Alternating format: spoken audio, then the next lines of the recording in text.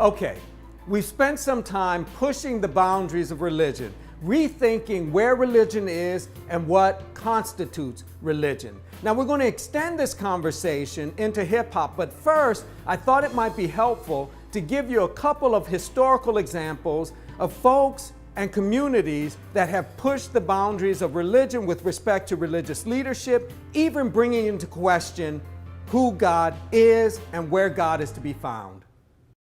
Let's begin with a community that pushed the boundaries with respect to what constitutes the work of humans and what constitutes the work of God. The community I have in mind is the Universal House of Prayer for All Peoples, founded by Sweet Daddy Grace. Beginning in the early 20th century and moving through 1960, the point at which Sweet Daddy Grace passes away, this organization captured the imagination of a variety of folks. Now, its doctrine blended some Pentecostal thinking with New Age insights and relatively creative, somewhat fantastic claims. What put people on edge with the Universal House of Prayer for All Peoples is a particular claim. While Sweet Daddy Grace did not claim to be God, he argued that salvation was by grace alone, and that through his presence, God could take a vacation, and anything folks needed, they could come to him to secure. Again, he didn't claim to be God.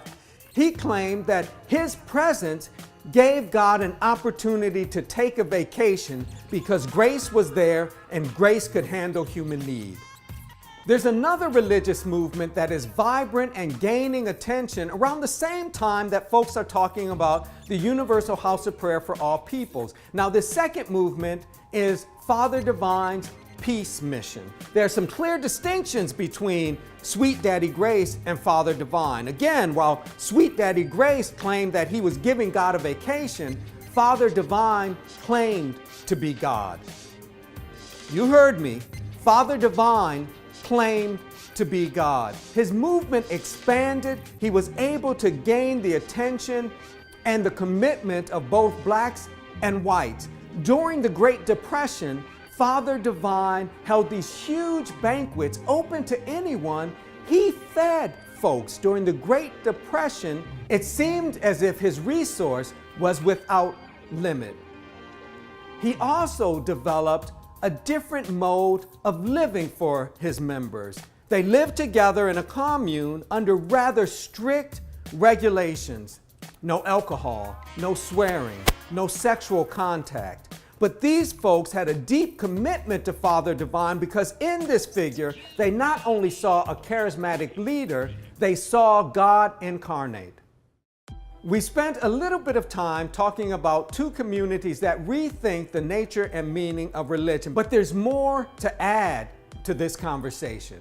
So, for example, recent studies by the Pew Foundation suggest that a growing number of U.S. citizens are dissatisfied with traditional forms of religious thought and practice. We typically reference these folks as the nones, those who claim no particular religious affiliation. Now, keep in mind that not all of these folks who fit in this category are humanists or atheists. Many of them still consider themselves to be in some way spiritual or religious. They're just looking for ways to express that beyond traditional forms of religious thought and practice. This sort of sensibility, this growing sensibility in the United States, gives us a way to reposition and rethink hip hop. You may be wondering, what holds Father Divine, Sweet Daddy Grace, and hip hop together? Well, this is my answer. Father Divine and Sweet Daddy Grace made use of music as a way of expressing their theological insights, their moral and ethical commitments, and their general religious worldview. In the same way, hip-hop uses rap music as a way of expressing deep religious sensibilities, deep religious insights, a moral and ethical vision of the world. Stay tuned because Professor Bun B is going to tell you more about that.